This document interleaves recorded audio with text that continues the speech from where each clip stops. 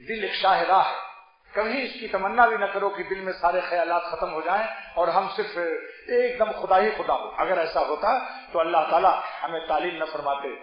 کیا اپنی قرآن شریف میں اللہ پاک فرماتے ہیں اما ينزغنك من الشیطان نزغ، جب تمہارے دل میں وسوسہ ڈالے شیطان تو معلومات ڈالے گا، ورنہ کیوں کہتے بھائی؟ جیسے کسی نے طالب علم سے ایک استاد نے کہا کہ جب سورج ڈوب جائے تو روزہ جلدی کھولا کرو، تو ایک طالب نے کہا اگر سورج ہی نہ ڈوبے تو فرمایا تم ہو موتیا بدھو۔ بتائیے کہیں ایسا سوال صحیح ہے؟ احمقانہ سوال ہے کہ نہیں بتاؤ؟ یعنی وہ کہتے ہیں صاحب اگر سورج نہ ڈوبے تو کیا ہوگا؟ ایسے سوالات احمقانہ کہلاتے ہیں۔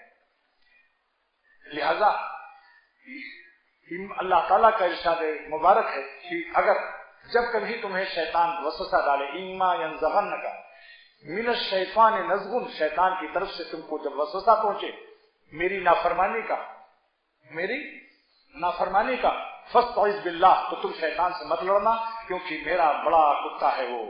دیکھو جب تم بڑے مولانا ملا علی قاری محدث عظیم جو ہرات کے رہنے والے تھے، جن کی قبر مبارک جنت المالا مکہ شریف میں، انہوں نے 11 جلدوں میں شرح لکھی ہے، مرقات شرح مشکات مرقات کے نام سے لکھتے ہیں کہ اے دوستو، اگر شیطان سے لڑنے کا حکم ہوتا تو اللہ تعالیٰ ہمیں یہ نہ فرماتے کہ تم اعوذ باللہ من الشیطان الرجیم پڑھو، فاستعذ باللہ، یہ کہو اے اللہ میں اس شیطان مردود کے وساوس سے اور اس کے شر سے پناہ تیری لیتا ہوں، تیری پناہ لیتا ہوں، تیری مدد چاہتا ہوں۔